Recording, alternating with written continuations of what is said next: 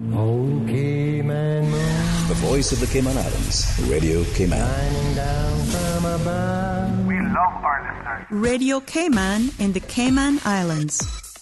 For the Record is brought to you by Fidelity Bank. For all your banking and pension needs, call or visit a Fidelity branch today. Vamped Motors, the only authorized Ford and Toyota dealerships serving the Cayman Islands. And Cayman Pharmacy Group, with locations in West Base and professional pharmacy at CTMH Doctors Hospital. The Cayman Pharmacy Group has a location for you just around the corner. And Seaboard Marine. With over 35 shipping ports, find your shipping solution by calling Seaboard Marine at 949-4977.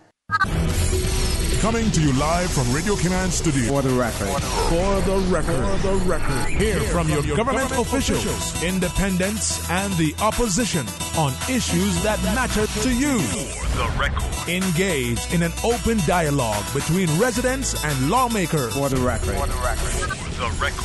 Informative, impartial, insightful. This is your talk show. 1-800-534-8255. Your calls, your input. This is For the Record. And now, your host, Orrett Connor.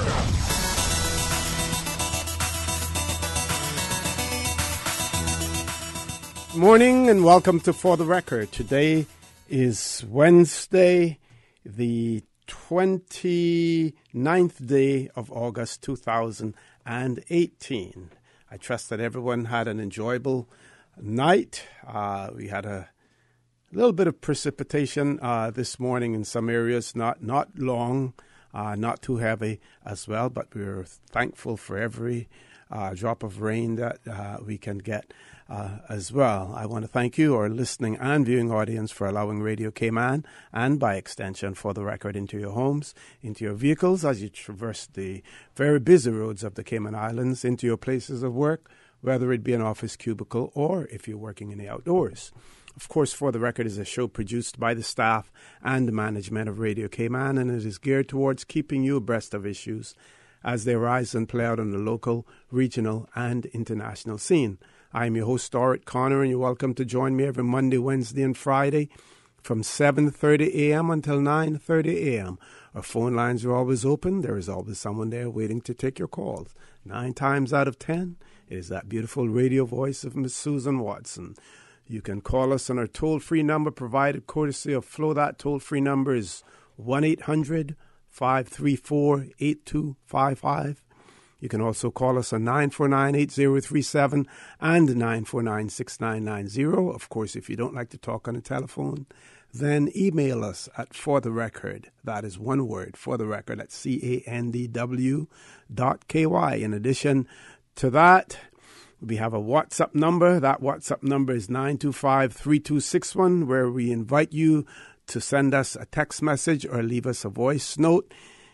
If you send us a voice note, then the contents of that voice note will be played live during the course of the show. And, of course, the context of your text message will be read during the course of the show as well. And, of course, you can follow us on YouTube as well. All you have to do is subscribe to Radio Cayman live stream. Today being Wednesday, it is one of the days that has been allocated to the independent member of a legislative assembly, Mr. Kenneth Bryan, and it has been quite a while since Mr. Bryan and I have been on the show together. So I'm going to say good morning, Mr. Bryan, and welcome back to For the Record. Thank you so much, Mr. Connor. It's a pleasure to be back on the show with you. I think it's been a month now since a month exact, because we missed out one time, 1 week where you were off, and because I'm off, I'm on every other week. Right. Once I miss a week, it'll be automatically 4 weeks, which is and a I month. was off on the 8th of the 8th. Is when I went off, and I think you were on the Wednesday before that. Yes. So it's been a while since on the show, but I'm glad to be back and hopefully get the opportunity to discuss a few things that are happening in our country, and also get some involvement from the listening and viewing audience in respect to these topics. I'm going to try to see if I can engage the callers a lot today, because I want one of the topics I'm going to be speaking about is particularly the port, and I want some feedback. I want to spark some dialogue with the community. Also to talk about some things that are going to be happening in the legislative process in the sitting of the House in Cayman, which comes up next week, and list out a few things that I have on the agenda for myself to address, and see where the conversation goes from there. As you know, it's important to me to try to keep in good communications via forums like this on a regular basis to inform my people of what I'm doing. So I'm ready to get the conversation started. Okay, well, let's just jump right into it. All right. Well, before we get into the port, as in the cruise port issue, one of the things that have recently come up that is a bit concerning for me, I'm not sure if you've been reading about it, but the Port Authority of the Cayman Islands have recently, I'm cautious how I say this because of the negative connotation that comes along with it, but as one headline has in a local paper, it says, Port fires 4 senior staffers. Some other media houses are saying released. Some people are saying sacked. A lot of negative connotations, but ultimately there's been 4 staff members of the Port Authority who have been released in the last week, that being the week just prior. And the circumstances upon which they were fired or released, which at this particular stage is quite unclear still, are concerning for me, because once I heard about the first firing and then the second one, then the third one, and then recently the last one on Friday, I was trying to get an understanding of what's happening. Now, the Port Authority is a government-owned authority. Therefore, it is the people's asset. And I know that sometimes people think that they don't have a responsibility to answer to the public's opinion or public's viewpoint on what happens at the Port Authority. But I would like to say my opinion about that this morning, which is, because it's a government-owned asset, it is the people's asset, and therefore the people have a right to have questions and dialogue about these scenarios through their representative. And this is the reason I'm speaking about it today, because on behalf of people who have come to me raising concerns about what is transpiring at the port, I've raised a number of questions. And those questions are, what grounds and what happened, what transpired, what's happening at the port, particularly from a structural perspective and the management perspective. Why is these key posts being fired, released, terminated? These are some of the terms that are being used. And what I come to find out is that there's no reason whatsoever for these people to be let go. I've tried calling the acting director, Mr. Joey. You're saying there is no reason, or you weren't able to obtain, no one was prepared to provide you with a reason? Well, let me be as clear as possible with the facts. I've requested the reasons, and maybe rightfully so, the acting director has said that he's not at liberty to discuss with me any labor issues in respect to those persons who were released, sacked, or terminated, whichever one of these terms they want to use, because they've been using them rather interchangeably. But some of those persons who have been released, terminated, fired, have expressed to me by way of proof of their letters that they've been given no reason. They've followed up, even with the release letter that they've canceled their contract with, followed up with emails and asked the acting director as to why am I being let go. And the response by the acting director is that there is no reason other than the clause in your contract that you signed with the port to say, I'm just releasing you under this clause. And the clause is a very important part, because this is the crux of the issue. What I understand now is that clause has to do with sufficient notice being given, to release without any reason. Without reason, yeah. Yes. So what I understand is a very large portion. I think I stand to be corrected, but over 90% of the Port Authority staff have contracts that consist of this clause in it that basically says they can let you go without reason. At this particular stage, I am very concerned about that clause, and I'm also trying to get the legality of it from the obligation of an authority to the labor law of the Cayman Islands. Because what seems to be happening is the viewpoint of the Port Authority that they can let people go without cause, just simply basing on this clause alone. To say, I don't have to give any reason. You can be a perfect employee. I can just decide to, because we've agreed together that once that notice period is given, and once you have paid for that notice period and all of your payments that are due to you, like your holiday, sick, or whatever, overtime is due to you. Once that is paid, it is legal. I am not of that view. I believe that particularly for an authority, which is a government-owned company, government-owned asset, that there's an obligation by the authority to act in a certain labor moral capacity. But they're of a different view, obviously, hence the reason why he's telling the people he let go, I don't need to give you a reason. I can just choose to based on the contract. Mm-hmm. Question. Yeah. There was a bill, Public Authorities Bill. Has that gone through the Legislative Assembly yet?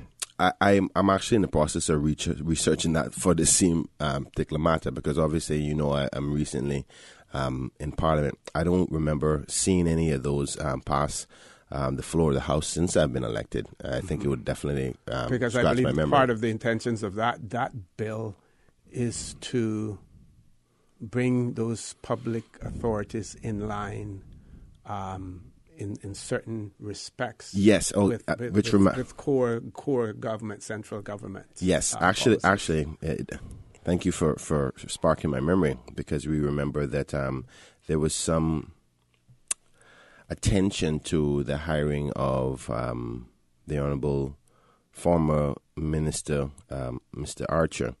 And the law had come into play in the very first sitting of the House, I think. But some parts of that legislation wasn't in effect in respect to the price points for salaries, in particular hirings at the authorities.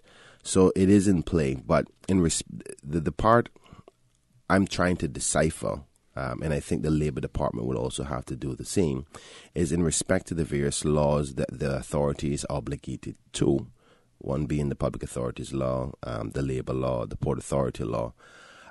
Is this structure upon which they're hiring people and being allowed to release, fire, or terminate, whichever words they use, because it depends on the day, they'll use a different word, whether that is correct, whether they can solely depend on a contract agreement that simply says we agree to release each other with a given notice. So I've seen now 3 different types of releases at the Port Authority. One with a person who's been released for 30 days, given 30 days notice, and your time is up. And this is a person who's been with the authority over 10 years. Another one with 30 days, 3 months notice, and then 6 months notice. Now, there's 2 problems for me, because the Port Authority has since released a statement saying that at this particular stage they will have no more dialogue with the public and the media in respect to the release of these staffers. They're going through some restructuring, and they had every right, and then I ad lib here, they had right to release these persons under this clause in their contract. But what is transpiring as a result, right, is some key things for me. When you say I have the right to do so based on this clause, as well as they're doing some restructuring, what that says to me is, okay, something has gone wrong at the port and you're deciding to cut back on staff, or you haven't said they're redundant, but you're making some shifts. Now, what are the circumstances of those persons being released? And this is why it's important, because are they fired? Because being fired comes with a negative connotation. But wouldn't the letter, and I would refer to it as a termination letter, wouldn't that indicate whether or not, or shouldn't it have indicated whether or not I would imagine that they would use some terms like being terminated, separation, agreeing to a separation, or something of that nature. Well, I think, OC, you and I are on the same line in that respect, to say that it has to be clear that this is not a negative connotation to parting ways. Because if it is negative, because their senior post at the authority, this type of attention can hurt those individuals. It could prejudice future employment. Exactly. Okay, let's take a commercial break. Folks, For the Record with Mr. Kenneth Brown. We'll be back shortly. Please stay tuned. The Cayman Islands boasts of a long, colorful, and rich history. In tribute to our roots, Radio Cayman, the voice of the Cayman Islands, is pleased to bring you the Historical Vignette Series, sponsored by Cayman National Bank. Visit Cayman National Bank today for all of your financial needs. The Cayman Islands, he hath founded it upon the seas. In his letter to the micro-trustees in May of 1839, Mr. Malcolm, who set up the first school in Bontown but received opposition for teaching white and non-whites together, wrote, "The white population have a most inveterate hatred against the blacks, and they have told me that I must erect 2 galleries, one for white and the other for the black children. That I must make a distinction in my school, but I have invariably told them I would not. I have told my children that I would make no distinction between black and white, and that a good boy is a good boy whether he is black or white, and that I would respect him because he was a good boy, and not because he was a white boy." Mr. Malcolm was described by the black and brown population as a good and great man who not only taught their children, but attended to the sick and, in the absence of an ordained minister, preached twice each Sunday. Information from this historical vignette was sourced from Founded Upon the Seas, A History of the Cayman Islands and Their People by Michael Creighton and the New History Committee.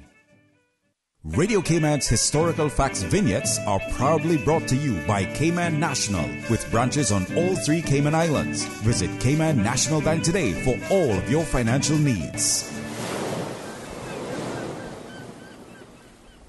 Why rush around paying bills when you can pay most of your bills online? Cayman National offers an extensive list of service providers. Visit CaymanNational.com and log on to our personal or business online banking systems. Not an online banking customer? Contact their customer support team on 949-8300 for more information. At Seaboard Marine, customers often ask us questions about their shipments. Can you explain what a less than container load is for shipment and what your minimum charge is? Sure. A less than container load, or LCL, is any overseas shipment that does not require the full space of a container. At Seaboard, we have great rates for small packages. Just let us know the dimensions of your package and we'll help you out from there. Shipping shore to shore, Seaboard.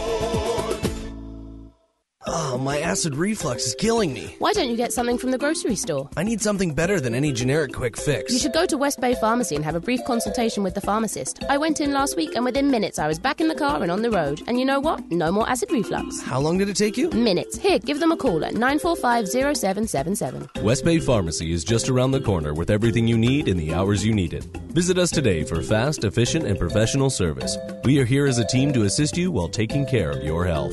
Call us today or visit our website at CaymanPharmacy.com.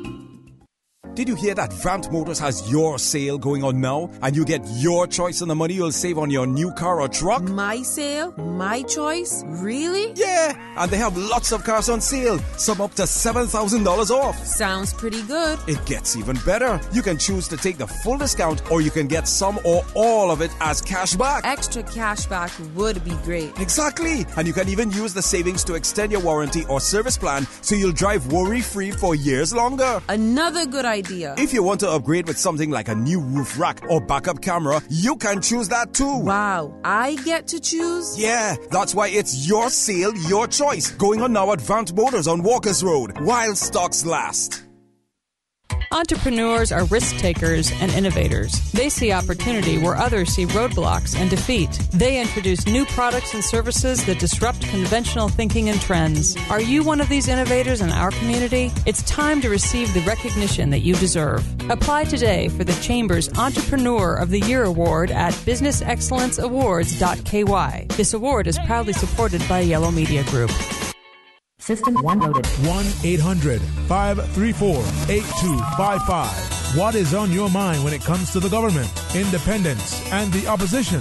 Issues that matter to you. 1-800-534-8255. Waiting to hear from you. For the Record, with your host, Orrett Connor. Good morning and welcome back to For the Record. In the studio with me this morning, MLA Mr. Kenneth Bryan. We're talking about the Port Authority and the recent termination of employment of several employees there. During the course of our conversation, I did mention the Public Authorities Bill, and we see here a bill for a law to establish an overarching system of governance, accountability, and management for public authorities and for incidental and connected purposes. That bill, or the law, was gazetted in Supplement Number 25, and it was published with Extraordinary Gazette Number 100 on the 16th of December 2016. And the Memorandum of Objects and Reasons for the Public Authorities Bill 2016 states this bill seeks to provide uniform regulation for the management and control of all public authorities in the islands. Its main objectives are to provide standard management arrangements and to bring such management of the authorities in line with the principles of the Public Management and Finance Law 2013 revision, and thereby make the authorities more efficient and effective.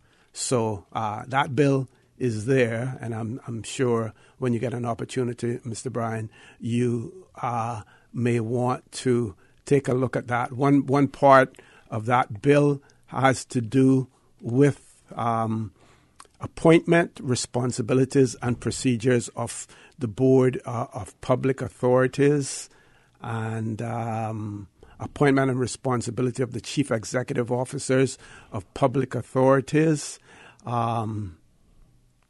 financial management requirements, various things as well. So also public authority personnel management requirements. So that would be, I would definitely something to imagine that it would be instructive in sort of clarifying some of what this public authority can and cannot do, or the board of the public authority can and cannot do. Well, one thing about laws, and I do appreciate you for highlighting those things. I actually have a meeting just after this show to go through some of those different legislation to gather my viewpoint on whether the port is acting appropriately. I don't necessarily think that it is something that is a malicious intent. At least I'm hoping that that's not the case. I think it's a matter of not recognizing that you're taking an action and there may be adverse effects to that action. So we'll be definitely examining that. But I'll say this, regardless of, because I know that when questioned, like in any situation, if you are questioned that you're not doing something right, in particular with the law, the people are going to say, well, this is what the law says. Now, because something is law, that doesn't necessarily make it right. And this is what I am trying to redefine now, that basically it seems like it's the Port Authority is standing on the foundation that they're allowed to have clauses within contracts with Caymanians to say, I can let you go without any reason. That's the foundation of where my issue is. You have Caymanians who have their houses, their mortgage, their dependability, and everything else through the port. And I'll show you how severe this is. That clause, the port director could look at you as an employee and say, you know what, I don't like the color of your shirt today. Right, you're gone. That's it. That means you've been there 15 years for no reason under God's green earth. They can just say, I just choose out of my own opinion, because it is the port director. But they wouldn't say that in their mind. They would say, I don't like the color of that shirt. But they would say we're terminating you based on the clause. On the clause. Yeah. So they couldn't openly say why. Exactly. And the way our labor laws are structured and the way the civil service and other parts of government operate and respect the law to labor matters is one. If you let somebody go, it has to be with good reason, and there is a structure upon which the labor law allows you to operate on how to let somebody go. Right? Obviously, that clause is ignoring all of that. So, is an authority, which is an asset owned by the people, have the right and the authority to basically act contrary to what is expected by other Caymanian-owned assets? And if they're of that view, I disagree with that, and I intend to do everything in my possible power to make sure whether it has to be legislative changes, then I'm going to suggest so. But I have to establish if that is the interpretation, because I believe that they are wrong in their viewpoint, because the port director is saying that I don't have to give reason, and it's simply like that.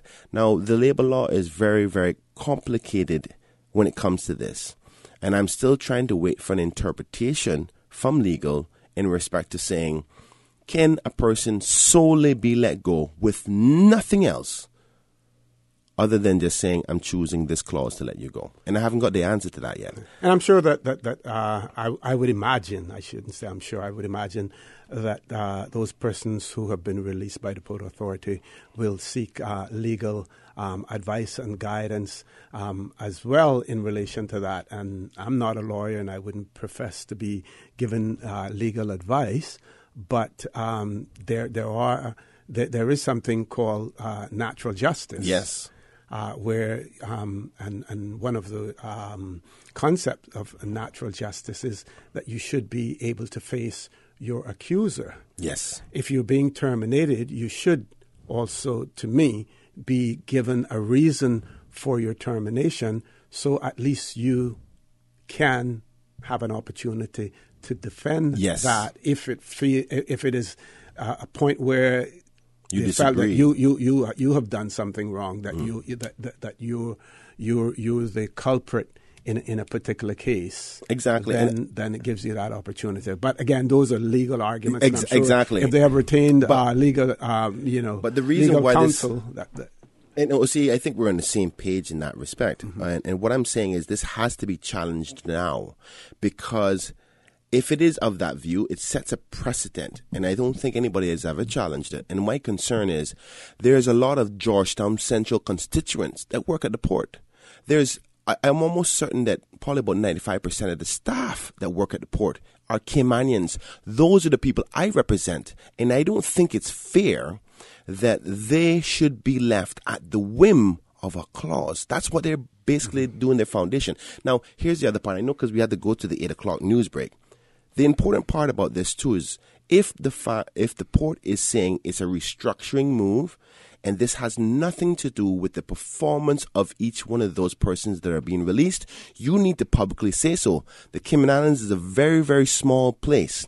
And that the fact that the compass says Port Authority fires gives a negative connotation on the performance of these individuals and can prevent them from getting work. And I think they have an obligation, because they're an authority, to clarify that fact. And I'll be putting that to the port director today in a press release, that he has to clarify that. These people's lives, and to be honest with you, 3 of those individuals are single mothers.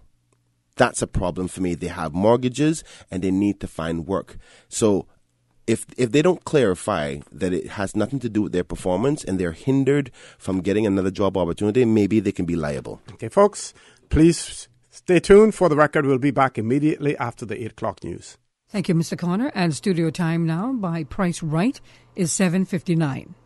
Price Right is Grand Cayman's warehouse shopping superstore, making your dollar go further with huge savings and no membership fees. Get more of the things you use every day at the right price. But it's not just grocery and health and beauty. Price Right has a full range of products from office to automotive, patio furnishings to kitchen appliances, and even electronics. And since warehouse prices mean savings for you, everything is priced right at Price Right, Grand Cayman's warehouse shopping superstore. The voice of the Cayman Islands. 89.9 FM in Grand Cayman and 93.9 FM in Cayman Brac and Little Cayman. Silver wings shining in the sunlight. Radio Cayman. Access and information. Your community. News and information. Radio Cayman is your choice, your voice for today's biggest news. Radio Cayman.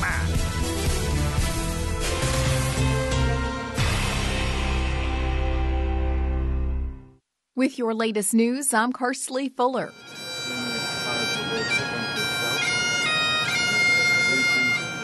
A traditional Scottish bagpiper commemorates Tuesday's topping out ceremony of the final structural beam placed on the south arch of the Owen Roberts International Airport. During remarks, Premier the Honourable Alden McLaughlin said it's an historic part of Oria's $55 million renovation project, adding he's proud to watch the project grow from idea, design, to plans to what we see now. I am just continually impressed at the ability of the CIAA and its team led by the able CEO Albert Anderson and all of the others, how ably they have managed to get through this project and get this project to the stage without us having to borrow any money. I'm always very, very conscious of that, and any authority or any department of government that is able to deliver on major projects without asking us to have to go and borrow and further indebt the country are agencies, departments that we can be very proud of, and I'm incredibly proud of this significant achievement. The development is scheduled to be fully completed in December 2018. It's expected to almost triple the size of the airport from 76,000 square feet to 208,000 square feet, seeing as many as 2.5 million passengers per year, as well as 9 gates, duty-free shops, a children's play area, and a food court. The immigration amnesty is almost over. Radio Cayman's April Cummings has more.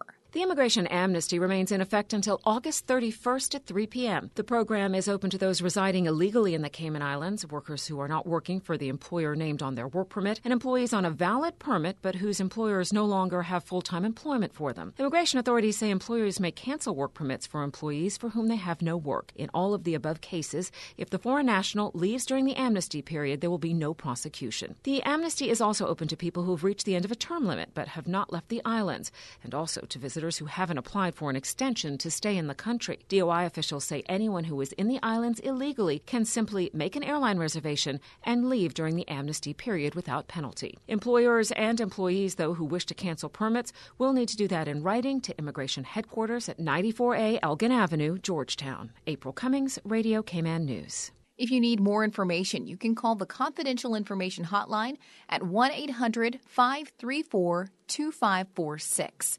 You can also email legalim@gov.ky. And over 12,000 school supply items have been secured to help children and families in need across Cayman during the 4th annual Stuff the Bus School Supply Donation Drive. Hosted by Caribbean Alliance Insurance Branch Manager Alicia Layler, says it's a big issue in Cayman that goes unnoticed. Every year we see families that actually come up to us and thank us for putting on this initiative. I feel it's very important that we equip these children with the supplies that they need so they can succeed. For the first time, the 3-week-long community donation drive expanded its reach to support children in Cayman Brac as well. Now with a check of international news, here's the BBC who will take us out of the newscast. I'm Karsley Fuller from Radio Cayman's newsroom. BBC News with Jerry Smith. The Russian President Vladimir Putin has announced he'll soften unpopular government plans to raise the pension age. In a televised address, he said women who currently retire at 55 will eventually have to wait until they're 60, not 63 as originally proposed. Some of the most vulnerable Syrian refugees living in Turkish camps have been told they cannot enter the Netherlands because they're deemed to have extremist sympathies or are too conservative. The The Dutch police commander overseeing immigration told a newspaper that asylum seekers were being refused if they had views on matters like gender equality that would hamper their ability to integrate. An Israeli court has ruled for the first time that a settlement built on privately owned Palestinian land in the occupied West Bank can be recognized as legal. The Palestinian landowners had originally brought the case to have the settlers evicted. Germany has been handing back skulls that were taken from Namibia during the massacre of tens of thousands of indigenous people in colonial times. A Namibian government delegation received the remains at a church service in Berlin. BBC News. Access to information. What's happening in your community? News and information, music and more. You can find us. www.radiocayman.gov.ky. Like us on Facebook and follow us on Twitter. Radio Cayman is your choice, your voice for today's biggest news. Radio Cayman.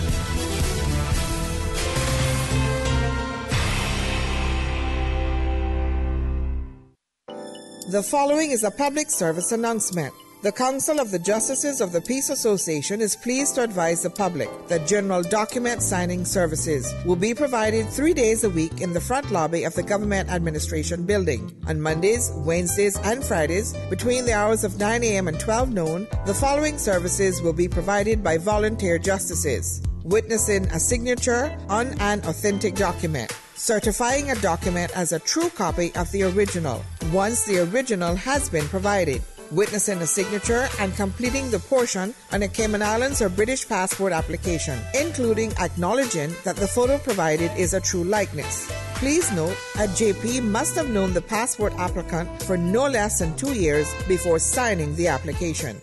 Identification cards must be presented, and persons seeking the services of the justices must ensure that proper attire is worn when visiting the Government Administration Building.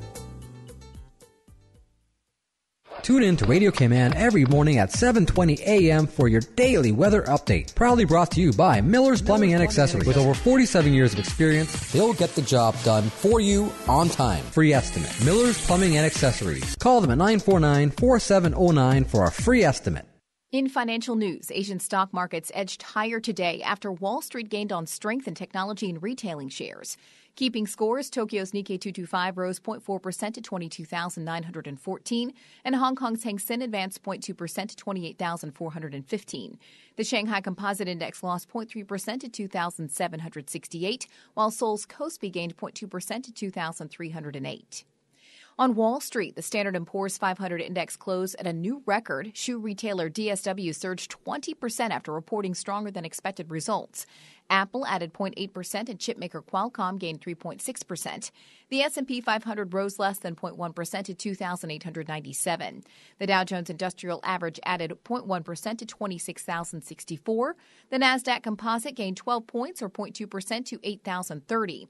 Energy companies dipped along with oil prices. In energy, benchmark U.S. crude added 4 cents to 68.57 per barrel in electronic trading on the New York Mercantile Exchange. The contract sank 34 cents on Tuesdays to close at 68.53. Brent crude used to price international oils gained 2 cents to $76.31 in London. It shed 21 cents the previous session to 76.29.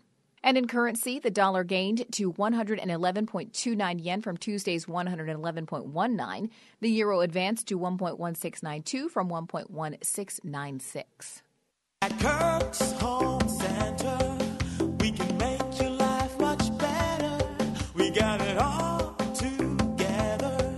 We got a great deal in store for you. This August at Kirk Home Center, protect your electronics with Power Surge protector strips for $8.59. Keep current this hurricane season with a portable generator for $286.79. Chef up your favorite dishes in the 14-piece Tefal nonstick cookware sets for $80.69. Store yard items away and create seating space with a deck box for $89.49. Kirk's Home Center, we got a great deal in store for you. Radio Cayman's premier health show. For the health of it with Tara Bush. Is brought to you on Saturdays at 9:30 a.m. and Wednesdays at 7 p.m. on 89.9 and 93.9 FM. Proudly brought to you by the Cayman Islands Civil Service Association. For more information on how you can become a member or the benefits of the CICSA, please visit www.cicsa.ky. For the health of it with Tara Bush. Your weather update after 8 is brought to you by Brand Source Home Gallery, creating elegant bathrooms with European-style fixtures and fittings. Brand Source Home Gallery has been appointed the exclusive Cayman supplier for Duravit bathroom products. Duravit is the leading international manufacturer of bathroom ceramics, tubs, and showers, recognized around the world for beautiful, functional products. Winner of top industry awards, Duravit collaborates with leading European designers to provide the most elegant and innovative bath products. If you're ready to bring style, comfort, and innovation to your bathroom, visit Brand Source Home Gallery to see the new Duravit showroom and meet the in-house bath designer. Whether you're planning a functional family bathroom or a personal spa retreat, browse the Duravit collection and be inspired. Brand Source Home Gallery, delivering a new standard in custom designed bathrooms. Brand Source Home Gallery, Dorsey Drive, Industrial Park. Good morning. Time now for the latest weather report. Current temperature is 86 degrees. Relative humidity is 81%. Barometric pressure 29.99 inches and rising. The wind is out of the east at 9 knots. Overnight low temperature was 79. Synopsis indicate isolated showers and some thunder expected across the Cayman area for the next 24 hours as an upper-level trough lingers over the northwest Caribbean. Radar images show scattered showers in the Cayman area moving towards the west. The forecast for today calling for partly cloudy skies with a 30% chance of morning showers and possible thunder. Temperatures will rise to the low 90s. Your winds will be east to southeast 5 to 10 knots, and seas will be slight to moderate with wave heights of 2 to 4 feet. Tonight, pretty much the same, partly cloudy skies with a 40% chance of late night showers and some thunder, and temperatures falling to the upper 70s. Your winds will be east to northeast at 5 to 10 knots, and seas will be slight to moderate with wave heights of 2 to 4 feet. Expect a high tide today at 3 minutes past 11, low tide this afternoon at 4:47, and a high tide again tonight at 10:56. Sunset 6:41, sunrise 6:11, and the outlook is calling for a decrease in showers from tomorrow morning as the upper level trough moves south of the Cayman area. Weather update after 8 is brought to you by Brand Source Home Gallery, creating elegant bathrooms with European-style fixtures and fittings.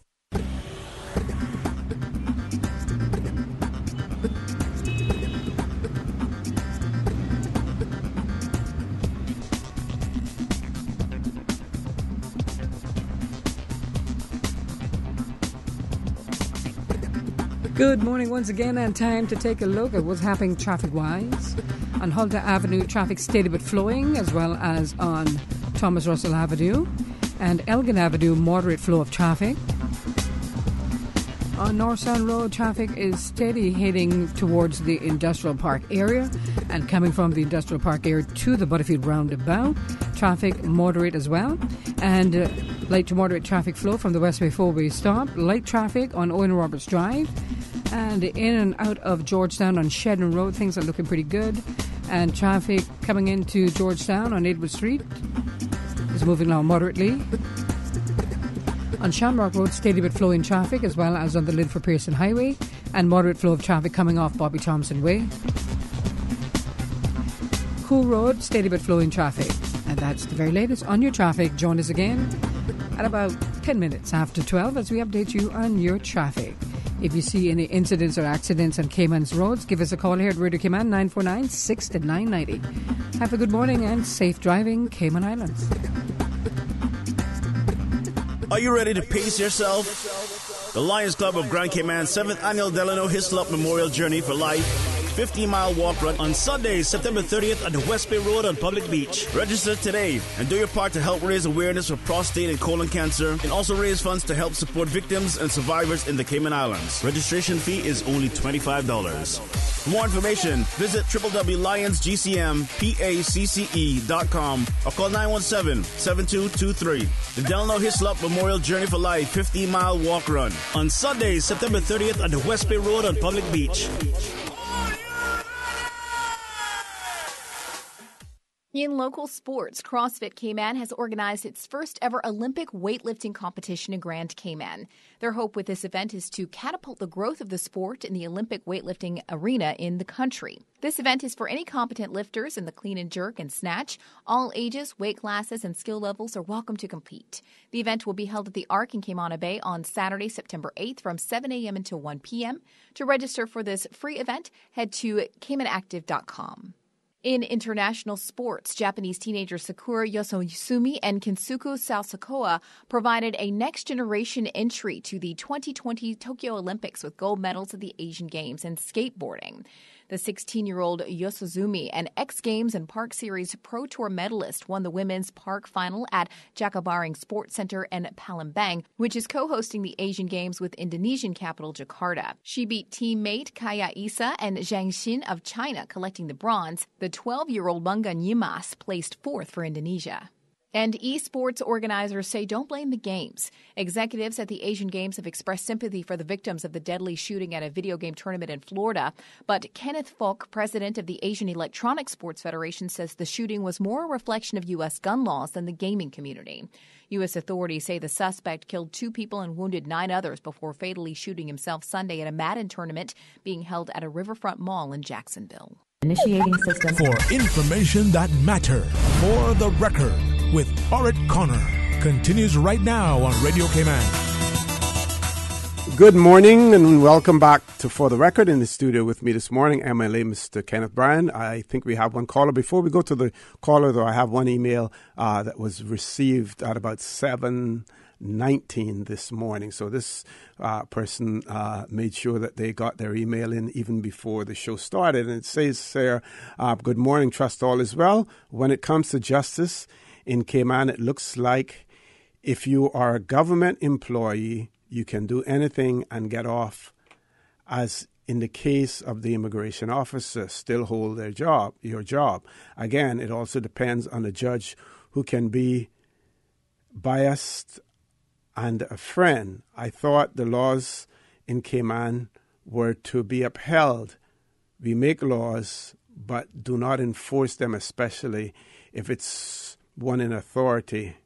Come on, you judges, and do what is right. In case you don't know, one of these days, you judges will be judged too. So please take lessons from this. Well, I want to quickly say, in the case of the immigration officer, if it's the one with the traffic offense, Mr.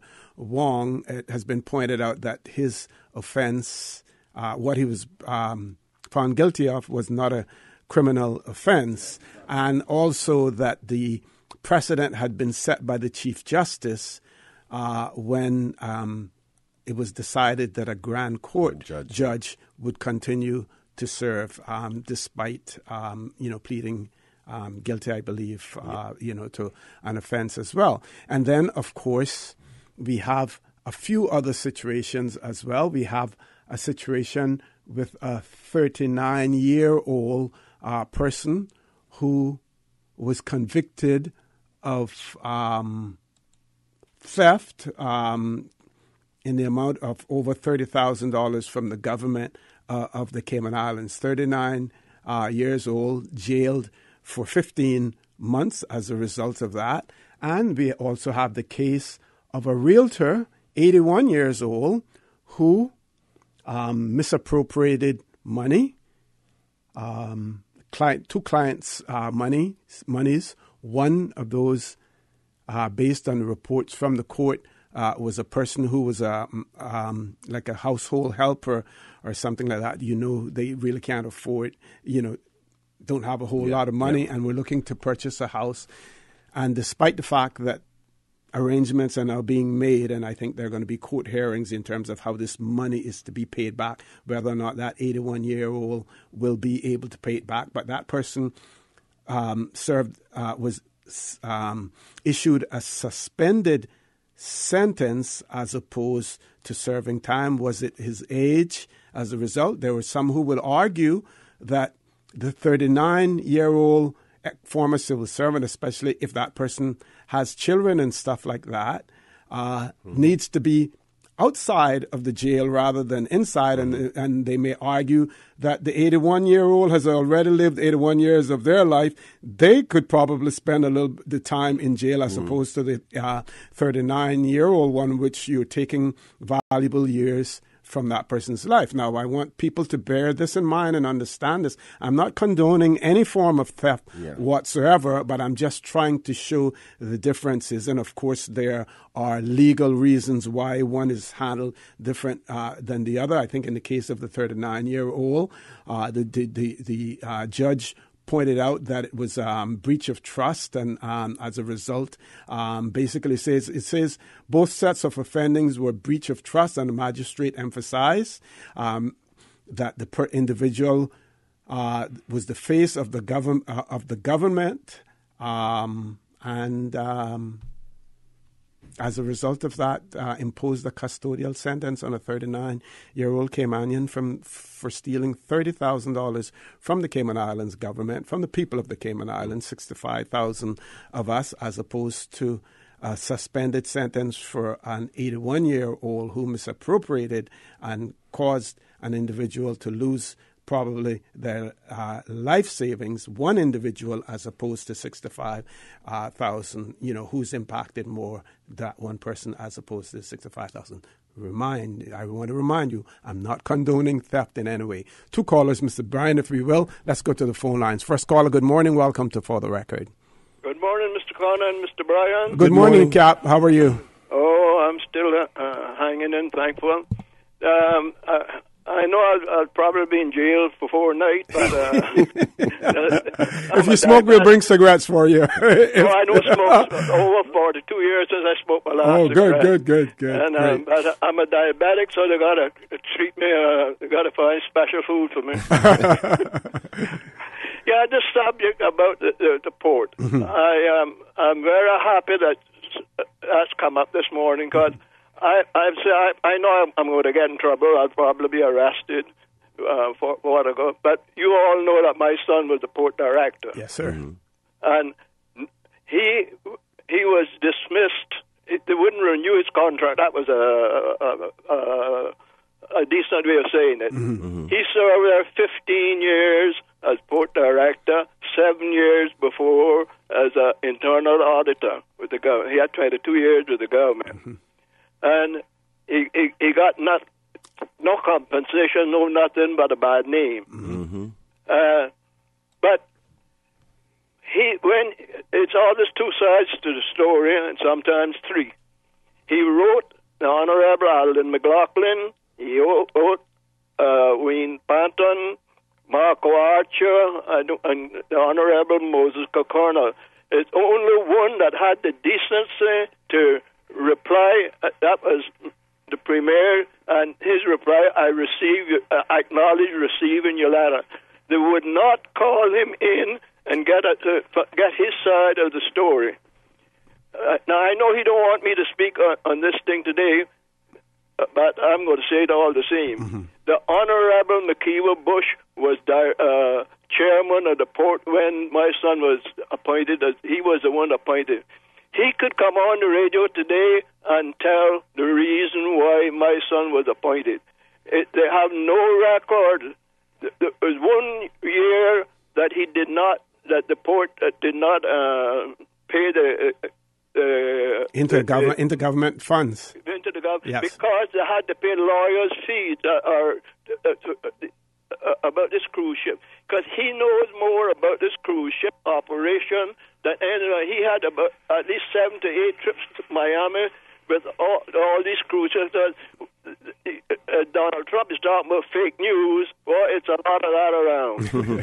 It's a lot of that around. He knows the in and out of what, because he was there with the Royal Watla, but he will not. I can't get him to reveal anything. He will not. But he got all. It's all documented. Another thing, the Honorable Moses O'Connell said in the Legislative Assembly that they were, because the port used to sell fuel to the Coast Guard, and they took that away and gave it to a Greek out of Miami.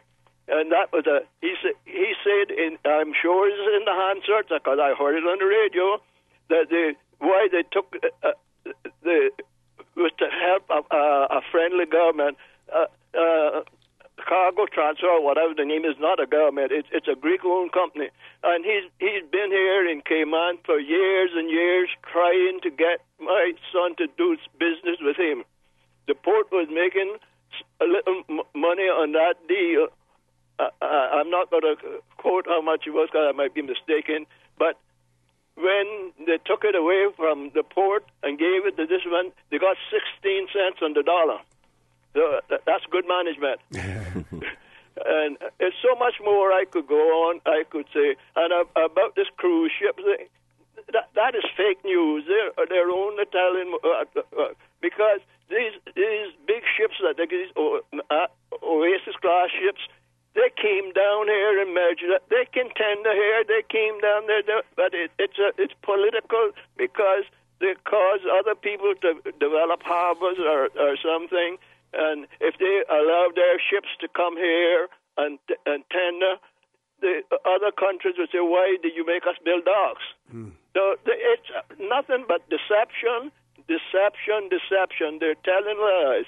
I don't care. I say I'm already old. If they put me in jail, they're going to have to feed me. But there's so much more I could say.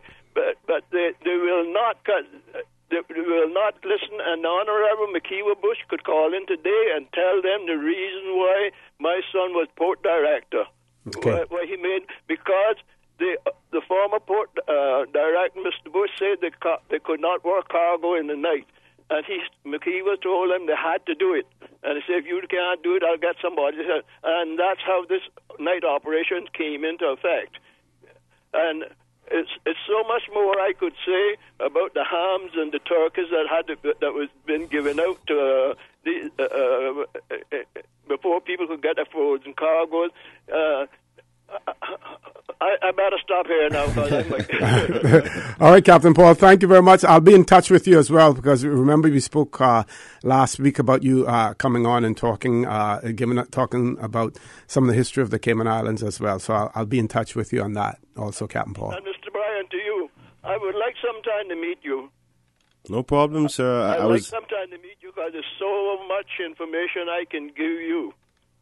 I've been around, 87 years old. I've been around, and it's so much. And you're one of the only ones that I see is trying to help your fellow creature. I appreciate that very much. Captain Paul, if you stay on the line, Miss Susan will take your number and she can pass it on to Mr. Kenneth Bryan for you. I would appreciate that. Okay, all right. Captain Paul, take care. I think we don't have any calls now, Mr. Bryan. Before we move on, I want to say thank you to Captain Paul for his kind words, and I would love to meet him too. With that amount of years on God's earth, there must be so much I can learn from him. So I look forward to meeting with him. I know his son from obviously being a colleague and running in the campaign. Candidates get to know each other. And the more I learned about him as an individual, I know he's a man of integrity. So Captain Paul can be very proud of his son. I'm really sad to know that a man of such good character and had done so well for the port has now gone off into the edges of the sea, so to speak, to where we don't know. And this is the problem that I have, particularly with this situation, is the damage that we're causing each other with these dismissals or let goes, and there's a lot of political influence, and it's wrong, because I think definitely Mr. Paul leaving the port was a political move. I was there behind closed doors. I saw certain things, and it's sad that we do this, because what we're doing is doing it to our own Caymanians, and I'm not going to get too much into that. I think that the world already knows the truth about that. What disturbs me is that a good man such as Mr. Paul Hurston is now what? What is he doing? and he's given his life to the country and the success to why we have such an efficient service today in respect to nighttime service and operations, that we can have all the goods and foods and services that we have. But this is the part of the politics that I want to come and change, and I'm on that course, and the Lord will continue to give me the strength. But let's move on back to where we were at. Sure. Now, before we had went to the break, I was talking about the severity of the information that is being released and discussed in the public domain about the release of these individuals. Now, I have in my hand here now a local paper where the headline says, "Port fires 4 senior staff." Right? Now, that's not exactly what the port acting director stated in his release statement. He said that they were released or terminated due to this clause which I was speaking about before, which they are permitted to do. Now, I think it's important that the port say to the public that the reasons why these persons are leaving has nothing to do with their performance, because it's a high-profile situation, and the authority is not like a private-owned company out there where I don't have legal obligations in any capacity. This is an authority. This is a Caymanian asset, and these are Caymanians. We have to be very cautious. Now, nobody's saying that the port can't restructure. That happens all the time. There's moves that need to be made, and I'm quite sure they will justify those moves later on, because there will be questions about it. I can guarantee you that. But until that happens, let's at least protect those that you say there's no reason other than you're restructuring. Protect them and their character and the public domain. So I think, and I'm almost certain, somebody at the port is listening. I expect the acting director, Mr. Joseph Woods, to clarify to all media houses in the Cayman Islands that the release of these individuals has no negative connotation on their performance as workers. Because if not, then I think they should, if I was working there, I would definitely be doing it. I'll be calling for them to be liable if I am not able to get a job. Because they won't say nothing more. I know that some of these individuals have asked for reasoning behind their release, and the response to it is there is no reason whatsoever other than the clause. So that means there's no reason at all.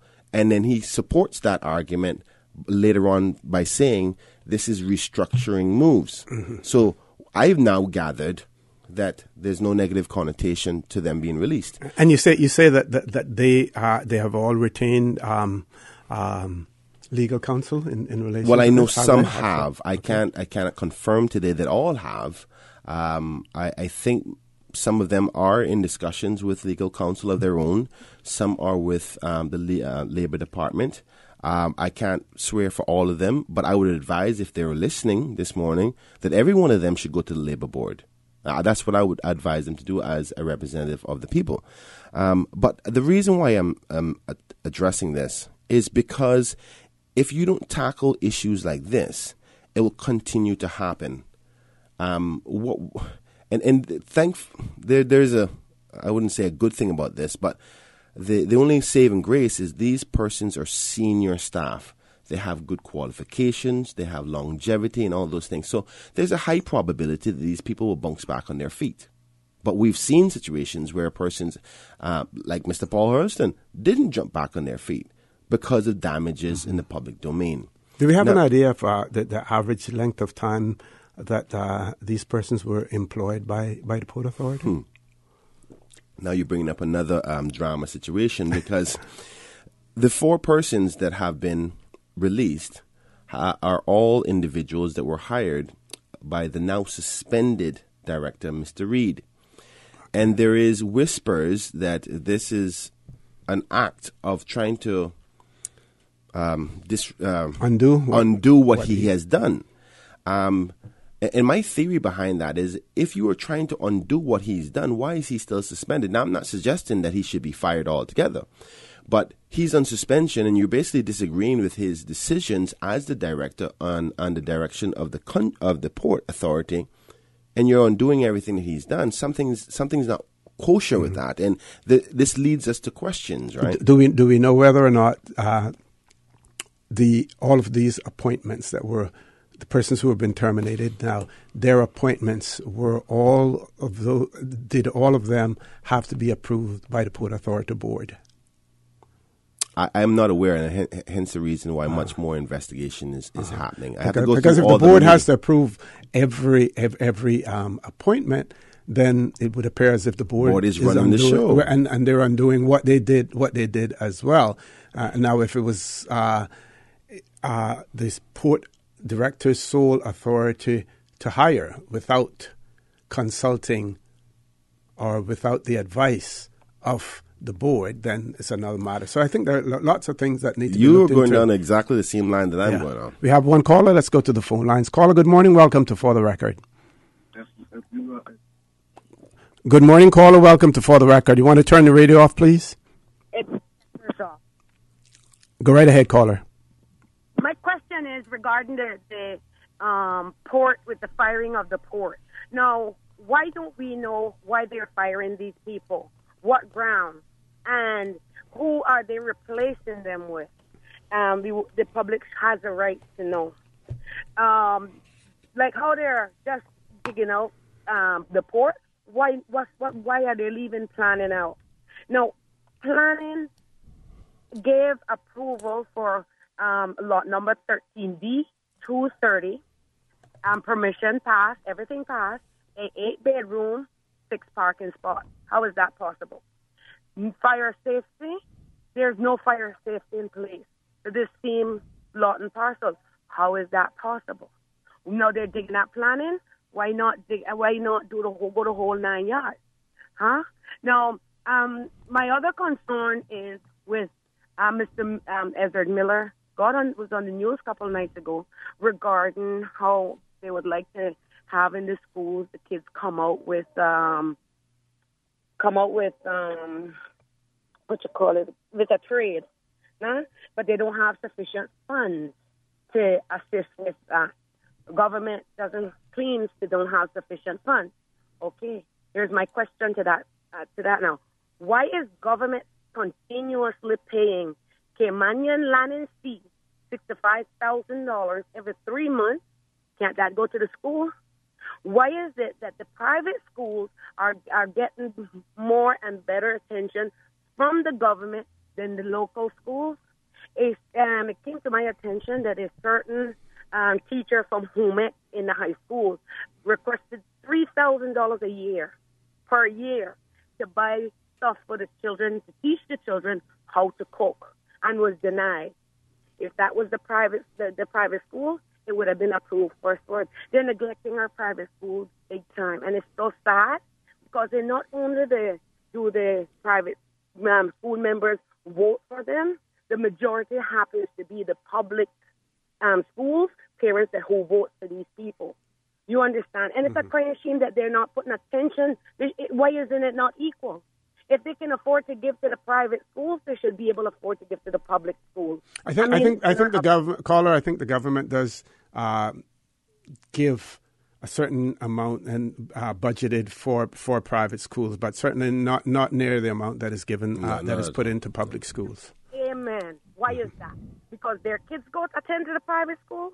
Is that why? No, I'm saying the opposite, caller. I'm saying that government puts more money into public schools than they do private schools. They may assist them to some extent, but nowhere near what is done for public schools. Yeah, much more for public than private.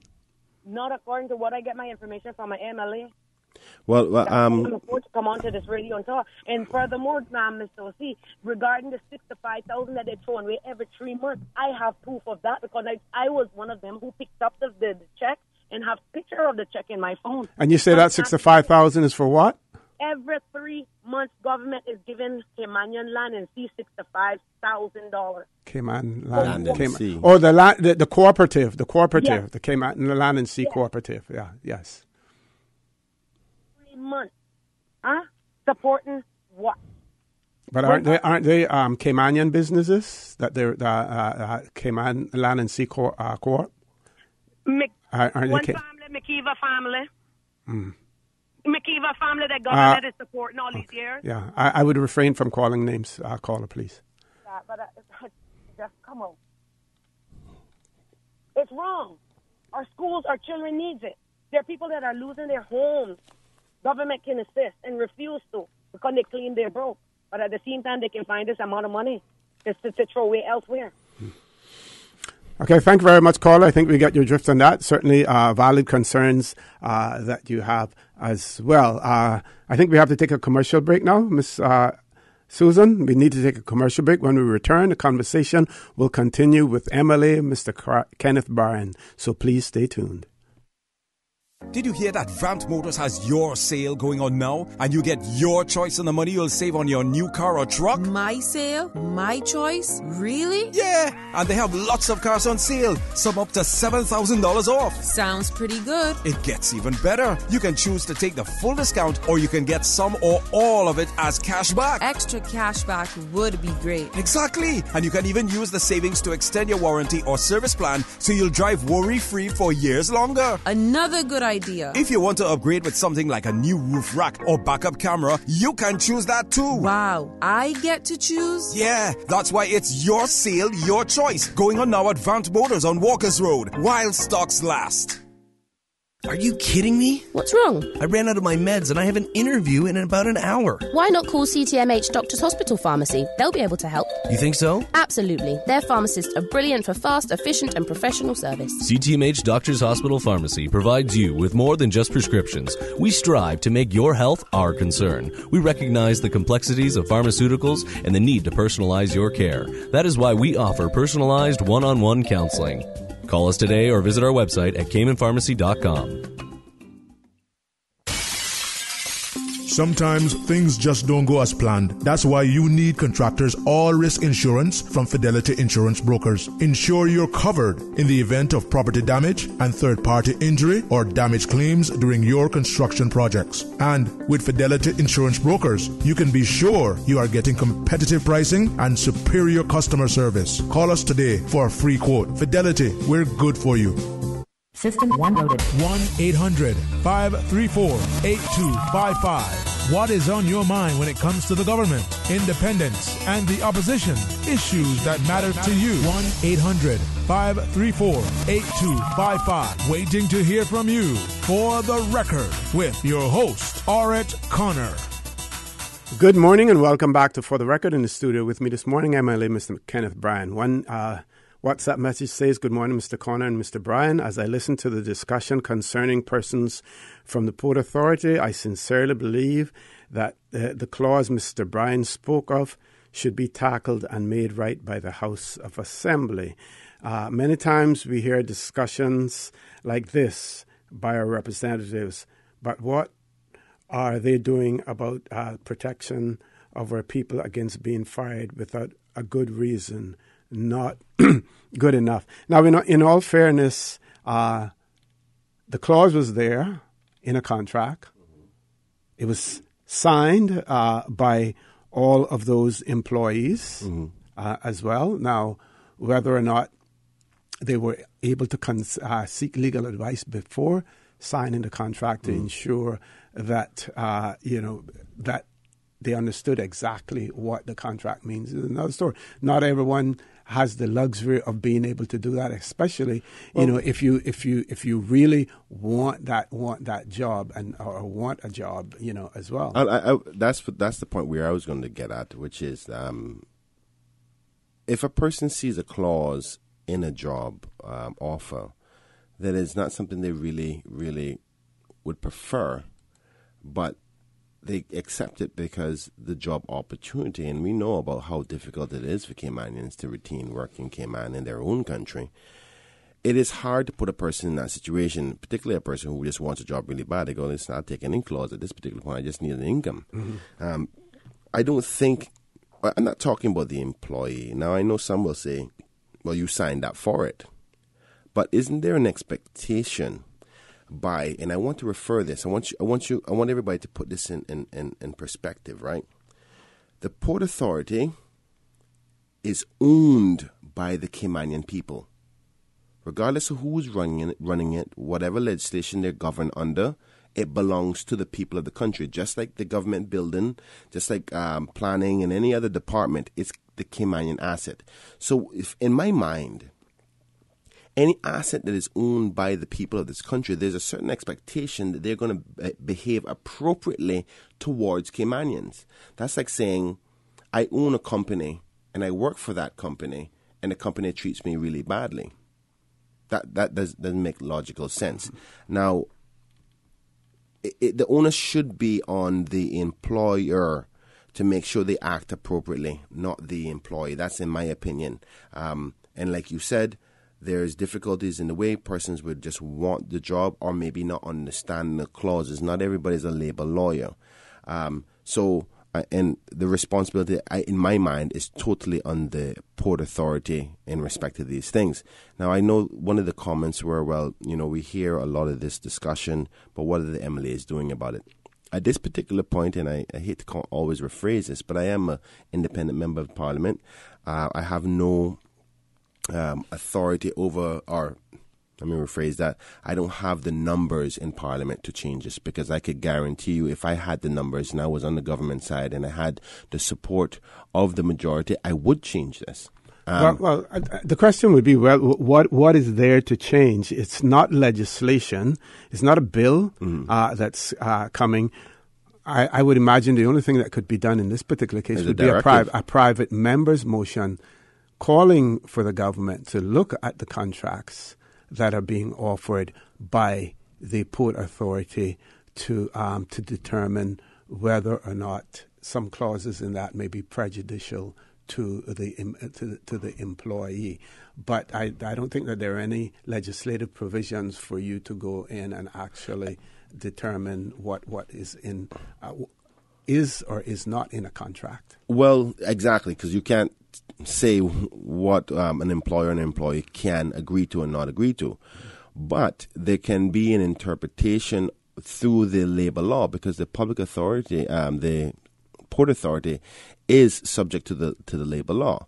So, I mean, I'm already on the case in respect to this, because one of the parliamentary questions that I have put in for the BRAC sitting is to the Honourable Deputy Premier Moses Colonel, and it says, can the Honourable Minister say if the Port Authority staff is working under updated employment contracts? If not, can the Minister say how many staff members are working with outdated contracts and why? Now, that doesn't directly address the issue of this clause, but it opens the door of the discussion, because obviously I'll have lead-up questions after that, supplementary questions.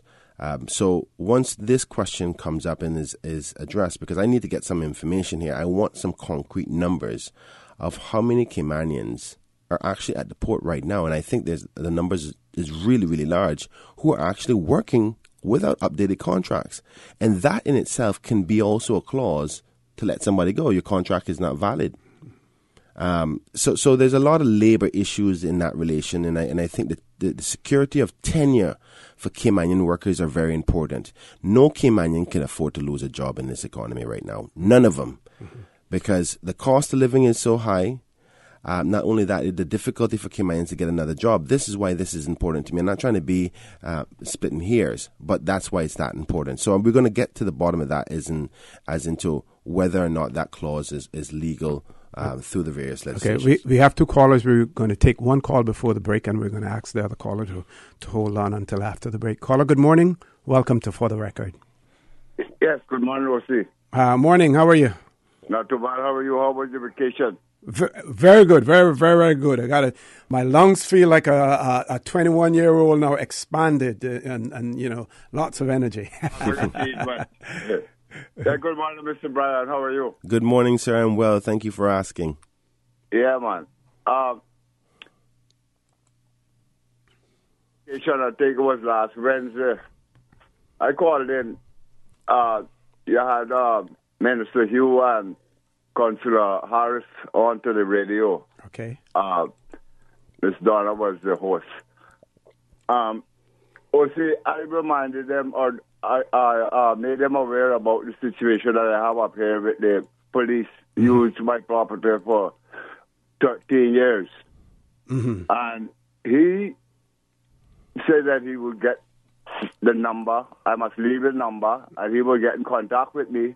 Today's a week passed by, and nobody haven't contacted me. Okay. Mr. Brian? Yes, sir. If you would be so kindly, whenever you see your colleague in the legislative, remind him that I'm still waiting on his call, you know. And they're going to be in your neck of the woods next week also. That's right. I was just about to say. Definitely, I would prefer him to give me a call.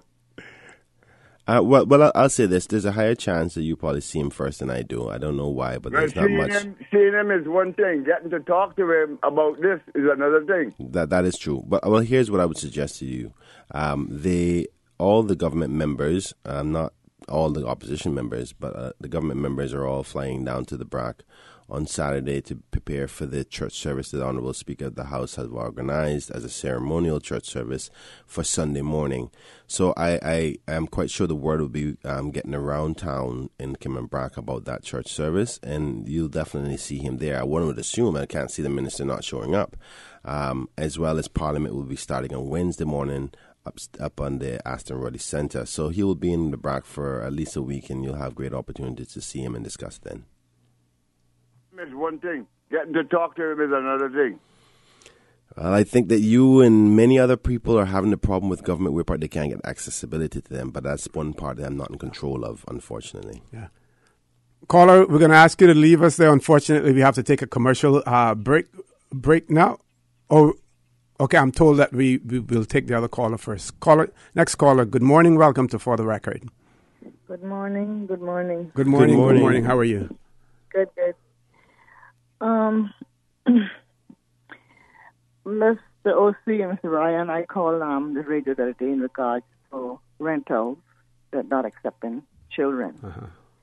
Need assessment now has opened up now that people is applying, getting on the list to rent their place in need assessment, and they're guaranteed a check in their account. I am quite sure those homes will be taking kids in.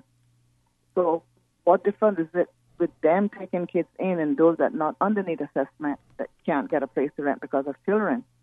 Brian, you can answer that question when I hang up. And furthermore, I would like to know who I need to contact in regards, because this is discrimination to our children of this island, that they can't. These people who's renting, they were children at one point in time too. Their parents have a rent one at some point in time or match up their own parents' home. You understand? So this is discrimination to the people, to the children of this. Of the island. Caller, before you go, just so I can understand your question, you're saying that in the private sector, in the rental market, some landlords are saying that they don't want to accept children. Refusing to rent because of rent to families with children. Is that what you're saying? Yep. That's right. Okay. All right. And you want my opinion on that? Okay. Caller, thank you very much for that. We're going to ask Mr. Brown to give his opinion on that when we return from this commercial break. Please stay tuned for the record. We'll be back shortly. Did you hear that Vant Motors has your sale going on now? And you get your choice on the money you'll save on your new car or truck? My sale? My choice? Really? Yeah, and they have lots of cars on sale, some up to $7,000 off. Sounds pretty good. It gets even better. You can choose to take the full discount, or you can get some or all of it as cash back. Extra cash back would be great. Exactly. And you can even use the savings to extend your warranty or service plan so you'll drive worry-free for years longer. Another good idea. If you want to upgrade with something like a new roof rack or backup camera, you can choose that too. Wow, I get to choose? Yeah, that's why it's your sale, your choice. Going on now at Vant Motors on Walkers Road, while stocks last. At Seaboard Marine, customers often ask us questions about their shipments. Hi, I'm thinking of buying a car from the States. Which port do you ship out of? Hi, we ship out of Miami, Houston, and Brooklyn. Just let us know your port of choice and we can provide you with a quotation and answer any questions you may have on insuring and protecting your vehicle during its journey. Shipping shore to shore, Seaboard. Tune in to Talk Today for the Celebrate Cayman giveaway contest. Celebrate Cayman is a national celebration of our culture, history, and community as we commemorate the 60th anniversary of our coat of arms. From August 27th to September 26th, Talk Today will be giving away daily prize bags for our resident history buffs. How well do you really know your Cayman history? Test your skills on Talk Today. Initiating system. For information that matter, for the record, with Orrett Connor, continues right now on Radio Cayman. Good morning and welcome back to For the Record. In the studio with me this morning, MLA Mr. Kenneth Bryan. Mr. Bryan. Thank you again, OC. In respect to the last caller asking about whether the private landlords in the private sector, well, all of them are private because government doesn't own any that they're renting out at this particular point, at least very, very little. And the question was whether or not it's fair for landlords to discriminate against a potential tenant based on the fact that they have children. Now, I am not aware of any legislation that prevents them from doing that other than your Bill of Rights in respect to discrimination for anything to do with government-related matters. I don't think that there is any, at least I'm not aware of, and I don't know everything. There's a landlords and tenants law. Yeah, but within that law, I don't think it covers whether or not a landlord can or it has any suggestions as to who and how a landlord can say no to somebody, because that has to do with I wouldn't say price control. What's the terminology we're using now? Rent control. Rent control deals less with than who you're renting to, but more so how to pay, what's the grounds of getting you kicked out and those kinds of things, and but not about the initial contract agreement with the party. So, but I see the caller's point though, because it is a level of discrimination. It's like saying the landlord said, "I don't want to rent to you because you're a woman," or "I don't want to rent to you because you're young." Or you're not a professional, and it's no different than you going to a supermarket and saying, "Listen, I don't want to sell you my groceries because you're black, or because you're tall, or I just don't like you." So it's a level of discrimination, all the same. But there has to be leverage for the person who is providing a service or selling their service, and in this case, it's a rental service. They have to have room of choice as well, without discrimination under the Constitution. So if it's not covered in our legislation, and again, I'm not a lawyer, so I am learning as I go through to be familiar as many laws as I possibly can, and there's thousands of them, right? But if there's the deficiencies within that law that is causing landlords to not rent to Caymanian families, then maybe it's something that we need to address. And I thank the caller to bring it to my attention, because housing in Cayman is a problem for Caymanians, because landlords have come to the conclusion that, you know what, it's more of a best interest for me to hire or rent to a professional who has no kids, because, you know, kids run around and may potentially damage the apartment or home or what have you, and that becomes a cost to the landlord and all that. So they're more preferable to have professionals, less likely to party because they're not young. But at the same time, what you have to be cognizant of, Mr. Bryan, is that we're talking about the most vulnerable. Yes. In our society, children. Yes. And despite the concerns that landlords may have about their property and damage to it, there are remedies that can be put in place for that. That is why you have a deposit. And you may, this particular lady who called in, I believe they were even prepared to offer 2 months rent deposit as opposed to one in this case. But there is a tenancy, a residential tenancies bill 2009, and the memorandum of objects and reasons states in October 2005 the Law Reform Commission was asked by the government to review the law governing the relationship between landlords and tenants. The government made such requests because of the many social problems which had arisen in this area of the law as a result of Hurricane Ivan in September of 2005.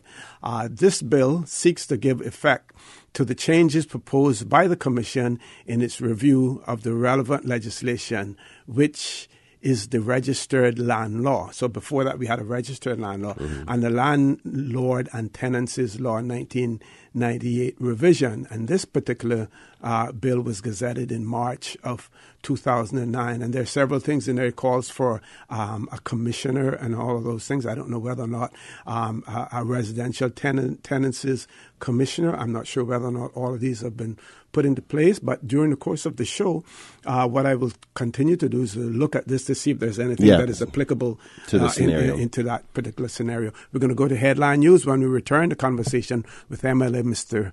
Kenneth Bryan will continue.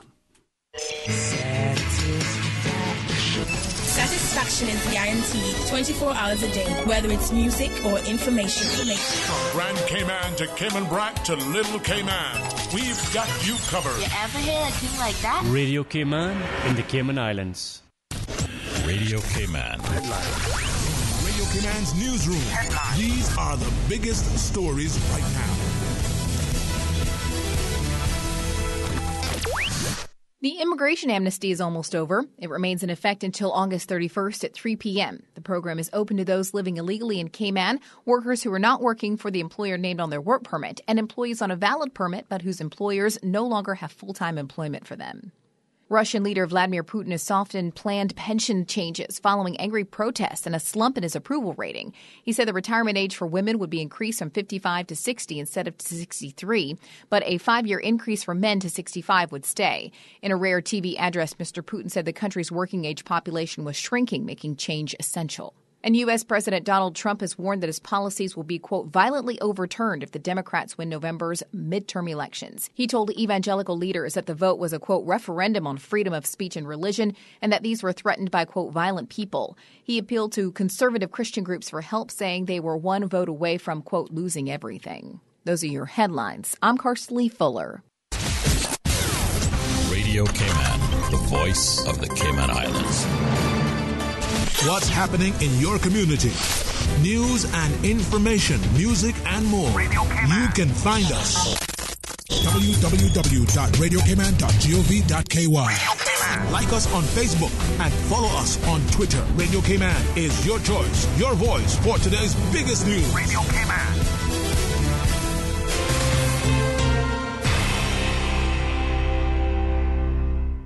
Initiating system. For information that matter. For the record. With Orrett Connor. Continues right now on Radio Cayman. Good morning and welcome back to For the Record. In the studio with me, Mr. MLA, Mr. Kenneth Bryan. We have no callers at this point in time, so we're going to turn the microphone back over to Mr. Bryan. Thank you, OC. Just before we went to the break, we had the caller about the viewpoint of whether or not landlords should be able to discriminate against families. And I want to make sure that I am clear because I hope I didn't want it to be perceived that I'm suggesting that they can. But I'm unaware of any legislation that governs the process before a contract is signed. And I think it's something that the government should be looking into. And I can put a parliamentary question into the House where the Attorney General would have to answer that. So the simple question is, by way of trying to answer this question for you, for the caller who called in, I can simply put a parliamentary question to the Attorney General suggesting, can a landlord discriminate based on children? And if not, what legislation governs that process? If he answers that there is no legislation, then it's time for the government to discuss that. And I'll write that question down now. Unfortunately, I wouldn't be able to get it answered in this parliamentary sitting because there's a time frame upon which you have to give the ministry and everybody the time to do the research to answer the question. Now, Parliament starts next week, and I think, if my memory serves me well, it has to be 10 business days before the sitting of Parliament before a question can be submitted. So all my questions that I've already submitted were submitted from last week, Friday. So I wouldn't be able to get any in this sitting of the House, but I can assure the caller that I'll make sure to write this question down now and put it on the floor of the House for the next sitting of the House, or if somebody from the Attorney General's office is listening and would like to be kind to the public and answer the question beforehand so we don't have to wait till another sitting of the House, which my suspicions are hopefully sometime in November and not later. So I'll just give that assurance to the caller, but she has highlighted a very important point, and I think it needs to be addressed, and I need to be informed about it because of the fact of the housing problem that we're having in the Cayman Islands, and I'm well aware of it, particularly for those who are most vulnerable. OC, I'd like to take this opportunity now to switch gears a little bit in respect to the discussion, and I have a few parliamentary questions that will be put in respect to the sitting of the House, and I just want to assure the listening audience of I am doing my job and I'm doing my work. So some of the parliamentary questions that I will be presenting, I was just hoping that they would come up a lot quicker than they are. Another question that is going to be put on the floor of the House on my behalf is to the Honourable Joseph Hugh, MLA. Can the Honourable Minister say how the Department of Commerce and Investment makes decisions on how many business licenses are granted in any one type? And now, some people may say, well, Kenneth, what's the importance of the answer to that question? Throughout my discussions about minimum wage and trying to get feedback from all sides and groups and stakeholders, I've spoken to a lot of business owners, and a lot of business owners said, Kenneth, most of them are of the view that, the $6 minimum wage is not sufficient, and they agree that it's hard for anybody in the Cayman Islands to survive off of that. And morally, they would like to see it increase so anybody can survive. But the difficulty for some business owners, not all, some, is that the cost of doing business is so high. It's hard for them to consume another expense on their bottom line to operate. And one of the things that is within their control is salaries, at least now up to the minimum amount. So bringing up that expense to that minimum, or let's say, for instance, we increased it to $10 or $8, it would be more difficult for them to operate and succeed and make a profit. So the question now became, after that, rather than about minimum wage, is, well, if the employers are more genuinely really want to help people by increasing the cost of minimum wage, well, where is the problem? So the problem is actually the cost of doing business. And then it led me to examine what these costs are. And one example came up as the competition amounts for the population that we have. We only have 65,000 people here. And sometimes you ask the question, say, for instance, I'll use the example of gas stations. For 65,000 people, how many gas stations can we have? We literally have gas stations just a half a mile apart. It's like we don't want to drive to go anywhere, and there's a gas station popping up every now and then. Just recently, we saw some gas stations in the last administration. 2 of them popped up within a 4-year period, very close to one another. Mm-hmm. And by all means, I'm not suggesting that those gas stations shouldn't have been granted. But my question of why I'm putting this to the minister in charge of DCI is there any research done before giving out license? Because there is a threshold within your economy where too much of one product forces a situation where nobody profits, and too little of one service causes to be no competition. And there's a happy medium ground that needs to be balanced out. And I'm not certain that the Department of Commerce and Investment actually has an analysis process on how they determine how many licenses for any one industry. How many car washes, how many more mobile car washes can we have? How many more restaurants or fast food restaurants can we have before it becomes non-profitable for each one? Now, I know this might sound touchy because some people say you have to leave it to the open market. But you have to leave it to the open market until there's too many in the market, and then nobody wins, and then nobody wants to pay the workers the right amount for them to survive. Or you want to look at a particular area, a particular geographic area, whether or not you may have too much in that area, exactly, and try to redirect it into other areas. But it's going to be very, very difficult. It is very difficult in a free economy to say, okay. I mean, you can put a moratorium and say, we're not going to grant any license for any more service stations or for any more restaurants or whatever. We have done it in the past. There was a moratorium on hotels in 7 Mile Beach during the era of Mr. Norman Borden when he was Minister for Tourism. And one would agree that throughout those moratoriums, that the places that were in business were successful and had no reason to not justify good pay, right? And that's the logic that I'm trying to bring to this. I'm not suggesting that we have to have a moratorium in every industry. But those that are finding it difficult to meet the means, maybe there should be. And it's by all means that we have examples of it happening now. We have moratoriums on the buses. So if we believe in the free market theory, why is it that the Transport Board says they're not going to give out any more bus licenses?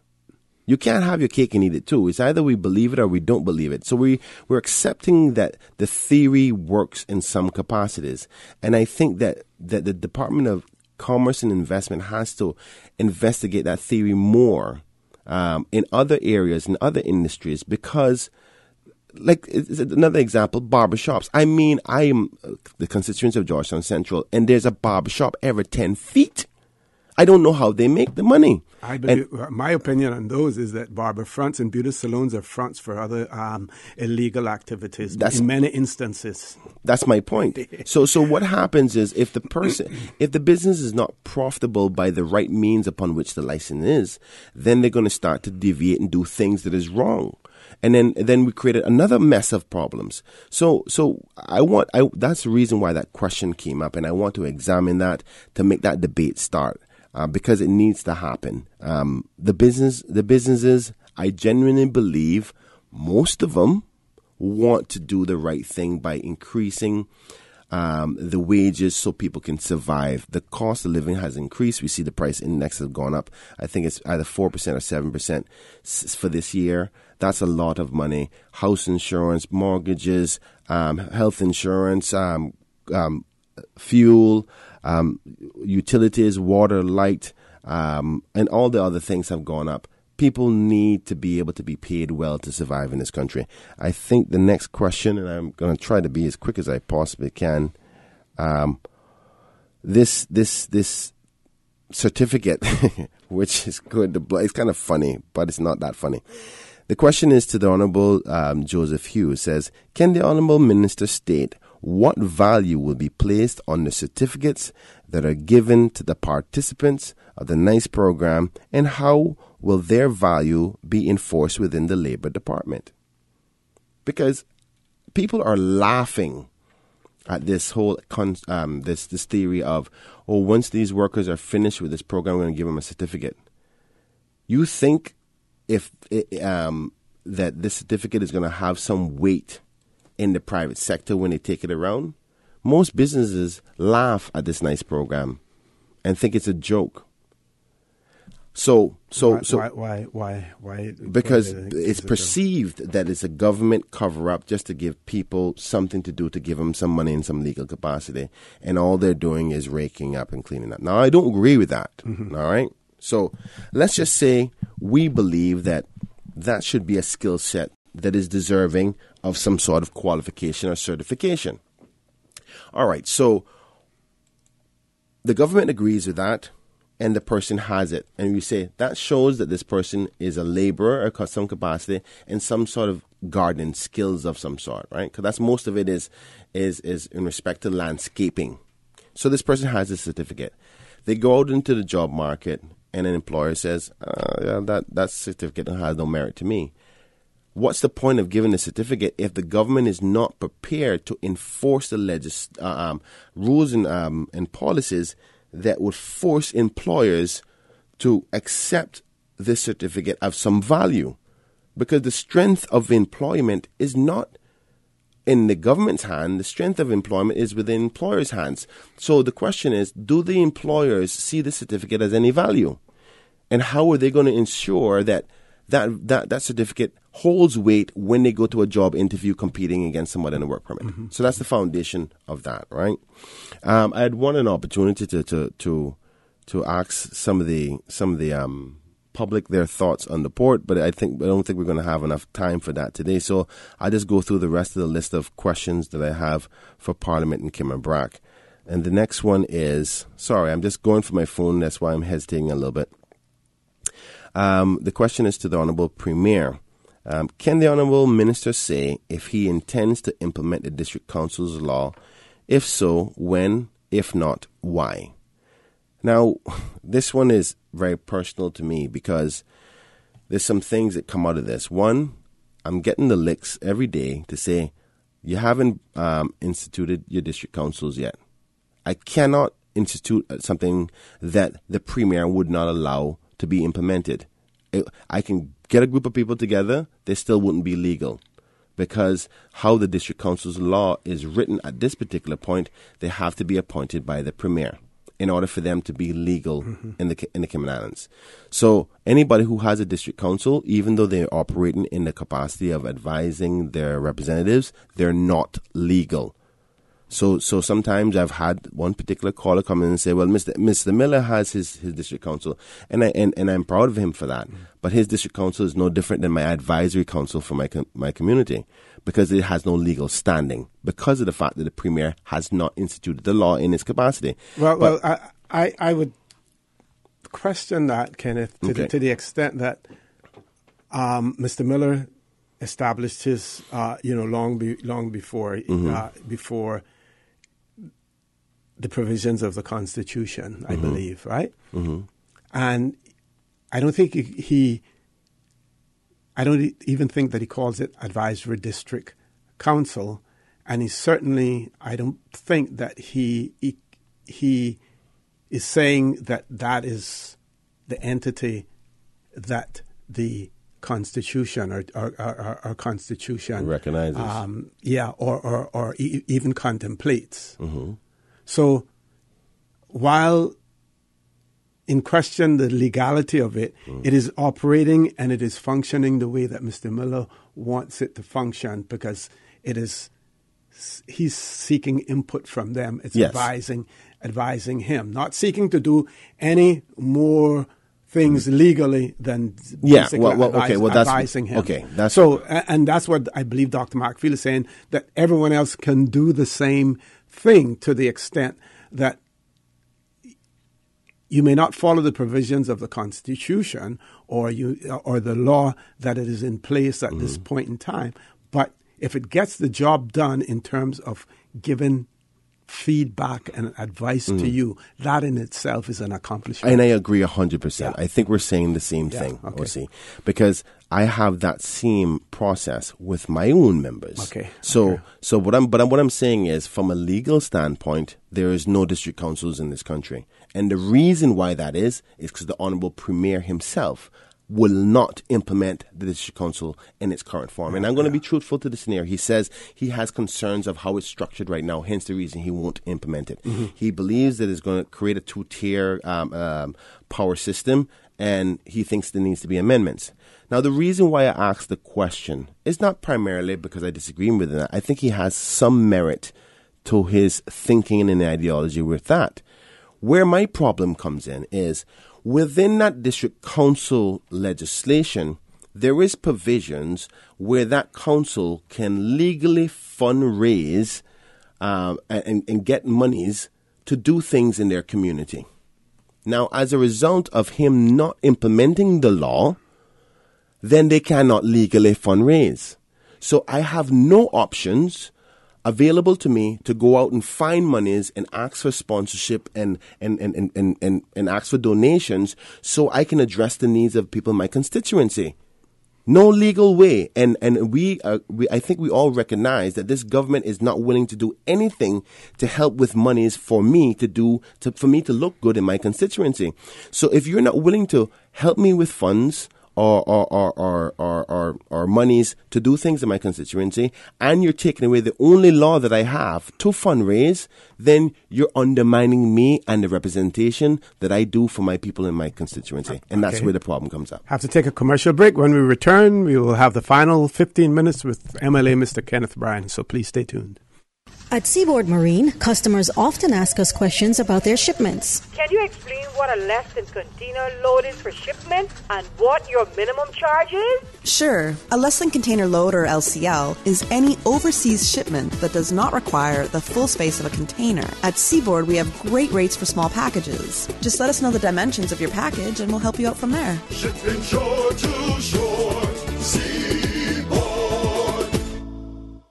A pharmacy is where you go for medicine and for the pharmacist's advice on how to take them. Here at CTMH Doctors Hospital Pharmacy, our pharmacists are trusted health professionals whose job is to help people receive the best results out of their medicine. They know exactly what's in your prescriptions and will be happy to answer any of your questions. You can be sure that our pharmacist will see that your medicine is at the right strength, in the right dose, and will check that you yourself know how to take them or use them properly.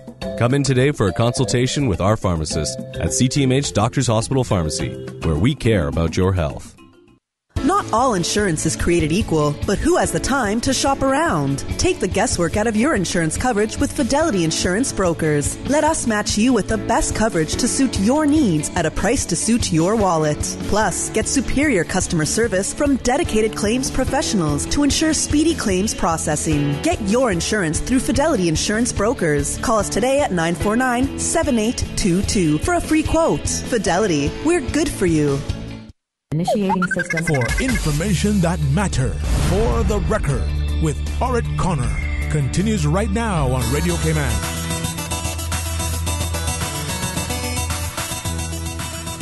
Good morning and welcome back to For the Record. In the studio with me, MLA Mr. Kenneth Bryan. Before I hand the mic back over to Mr. Bryan, I want to read one of messages that we received from one of our listeners. It says, good morning to you all. For the record, my question is, why is the lunch so expensive at the high schools? I've spoken to parents and I'm told that their kids have to be given up to $10 a day, which doesn't include breakfast. Something should be done to minimize the cost of lunch at the high schools. It could lead to learning defects and other issues. This should be a joint effort made by private and public sectors. Something has to be done to make lunch at schools more affordable. Well, in the affluent society that we do have here in the Cayman Islands, and bearing in mind that our children are not only our most valuable asset, but also our most vulnerable, yes. Why not free lunches in school? All public schools. I agree 100%. For everyone. Why not free lunches? I agree 100%. And to be honest with you, if I can get a secondary to that, I would definitely bring the motion forward to suggest such thing. But I'm going to give some of my theories as to why the cost is so much. I know that the government, from the past administrations, have suggested trying to enforce healthier eating. Mm-hmm. The thing about healthier eating is healthy food is more expensive than junk food. Mm-hmm. So the cost went up from that perspective, as well as with a lot of the privatization of the services for food in the school, they're in it for profit. And the other part is the regular cost of living has increased. So obviously those privatized companies are going to increase their prices to meet the local market demands, right? Okay. So from those three theories, it's logical that $10 won't carry you very far. And to be honest with you, I wouldn't be surprised if they're going to have to end up going to school with $12 very soon. But I don't think that we definitely have to figure out a way to offer healthy food in this country at a cheaper price, because that's going to be a long-term detriment to us. Right now, I can get a can of Pepsi, cheaper than I can get a bottle of water. Okay. One of my listeners reminded me, I'm still listening. I need answers. And the question was, says, good morning. What if the worker leaves and doesn't give us notice? What redress does an employer have in that particular case? If it's the opposite way around, where you have the employer given notice of termination, but the employee leaves the employer without notification. Again, I believe that there should be clauses. If you I believe all employers in this day and age, all employers should enter into written contractual agreements with their employees. Yeah, well. And then based on those written contractual agreements, and they're signed, and even if they're registered, for instance, then you have legal redress if that employee leaves the employer without giving sufficient notice or without outside the terms and conditions of that contractual agreement. Well, the labor law covers that right now in respect to there having to be given proper notice to the employer. So if what the issue is that in most cases, if an employee just drops at the drop of a hat and leaves the company high and dry, the cost to go after an employee is not the best interest for the company, because it depends on the severity of the position and the damages that cost if the person left. Now, that's what I'm saying. So if it was, like, say, for instance, a lawyer left in the middle of a case that is a multi-million-dollar case, and then you're going to go back after all the assets this lawyer has to recoup your monies. But if you're talking about somebody who works at a grocery store, who is a minimum wage worker, and that person just quits the last hat and you have no employee to replace and you can't be there at the little corner store, going after that minimum wage worker for potential loss of revenue for 2 weeks, the court fees alone would be too much. But I must say that the law does provide protections for employers that the employee have to give notice once they agree to. But it's whether or not you want to go after them.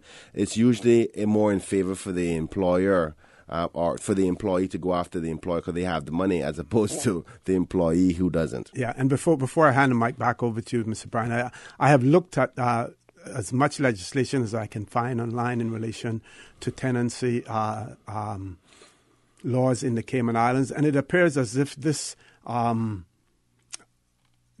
bill to reform the law relating to residential tenancies replaced, because it says that the intention was to repeal the Landlords and Tenants Law 1998 revision, and for incidental and connected purposes. So it would appear to me, and I would like someone to correct me if I'm wrong, that there seems to be no protection when it comes to discrimination in the private sector as far as landlords are concerned. So not only can landlords discriminate against you if you have children, they can discriminate you if you're based on your color. They can discriminate you based on against you, I would imagine, based on your religion. They could discriminate against you based on your nationality. It appears, and if that is the case, then we have some serious problems here in the Cayman Islands. Yeah, well, I think that has to go with any service or any good, because it's no different than saying, you come to my shop, I don't want to serve you because you're black. So this goes farther than just the tenant situation, but I see the concern because obviously people need roofs. So that's an immediate thing. If you were discriminated against to go to a shop and they didn't want you to come in, you just go to the other shop. and buy something. But obviously, with whom's being a need and necessity right now is why it's important. But I just wrote the question down, so I'll have an answer some way, shape, or form. But it's a legitimate one, and in respect to your research, you can see that there's not much legislation that governs that part. And that's why we need our Bill of Rights to go further, and it needs to be horizontal as opposed to being vertical at this point in time, because it needs to cover not only government but private sector as well. I think we would all agree on that. But before I'll put in the last question before we have to close, and I have two more, but I'll try to get through at least this one. Sure. And it goes to the Honorable Premier again, and I'm sorry that a lot of the questions seem to be going to him, but he's the leader. I try my best not to see if I can just focus on the minister themselves, but most of the issues that are concerning for me fall underneath his ministry, because I know every time I say the Premier, people think I'm going after him because of our difficulties, but I have to do my job. So the question is to the Premier, and it says, can the Honorable Minister say how does the ministry intend to rectify the salary differences between immigration and labor and the immigration and customs staff once the merger of the two departments are completed? Now, we know, we just heard the recent announcement last evening, with the Honorable Chucky. Yes. We didn't get an opportunity to talk about that, and actually to congratulate them as well. There's a lot I want to say about that. Yeah, also. I want to take this opportunity now before we run out of time. Mr. Clifford, well-deserved congratulations to you. I know that your mother is super, super, super proud, and you continue to do that every day, and your family. I couldn't think of a better person for the job, and I know you'll make the country proud as well. But going back to the question now, the reason why I asked that question is because we know, say for instance, let's just focus on the labor department and the immigration department. We're going to have some staff from both of those departments merge into what we now will be heard as work, WORC.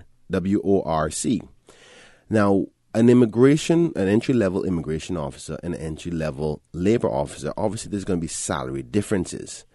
And I want to know how they're going to rectify the differences if both of them go into, say, for instance, a work officer.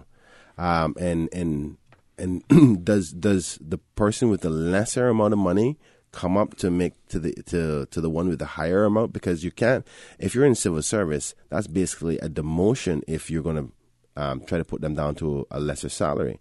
So how they're going to merge, how they're going to deal with that, I want to have the understanding, because some of the employees themselves are a bit concerned that these questions come up. What hasn't been said is whether or not there will be any job losses. That was the next question. That's the next question. I wanted to have them two separate, though, you see, because one has to do with the salary amounts with the minister. And I almost got caught. And I have to share this with you because, you know, they use the tricks and trades on the floor of the House. So first, initially, I was going to put it to the Premier because those ministries fall underneath him. But here's what would have happened if I put it to him. He goes, well, I'm not in charge of hiring or firing of anybody, so I can't answer that question. So I had to rewrite the question and put it to the Deputy Governor, whoever is the person going to be acting. I'm assuming that it's going to be Miss Gloria Nixon Macfield. So she will have to answer that question and not the Premier, because I try myself to see the little games played before they get played.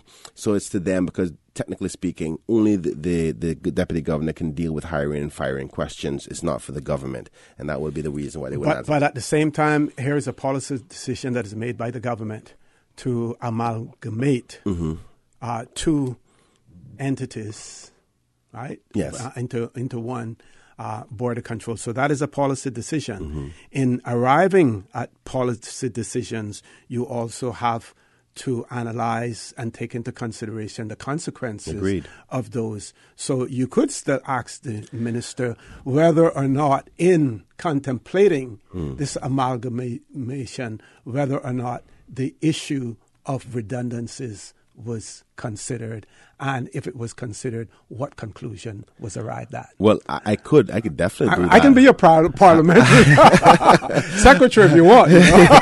I'll tell you one thing, I go a lot farther with you, but I could ask it that way.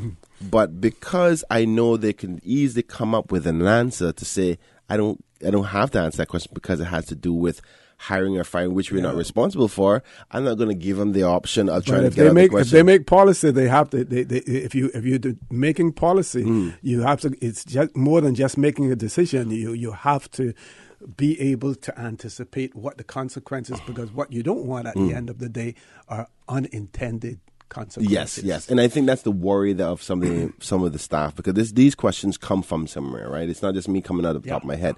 Now, the other part is that I can ask that question twice, to both the minister and to the deputy governor, because there's two different questions, and as a result, I also have supplementary questions. So I intend to dive into that quite clearly.